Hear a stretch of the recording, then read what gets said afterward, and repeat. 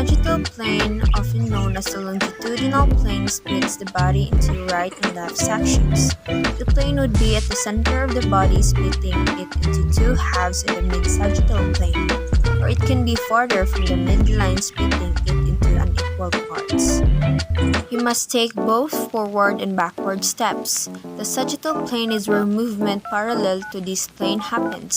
As you can see in these lunge motions, flexion and extension occur in the sagittal plane.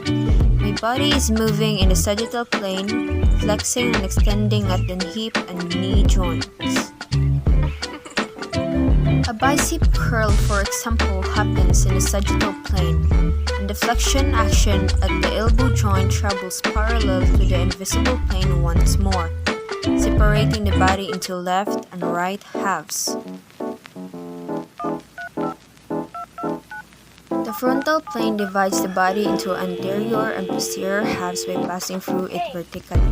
Any lateral or side movements that travel towards or away from the midline will be on the frontal plane, including adduction and abduction, as well as elevation and depression of the scapula. When I do a jumping jack, for example, which occurs in the frontal plane, an abduction of the arms and legs occurs parallel to that plane, going towards and away from the midline. In addition, I do a lateral dorsiflexion that would occur in the frontal plane, because my torso movement is parallel to that plane, separating the body into anterior and posterior halves.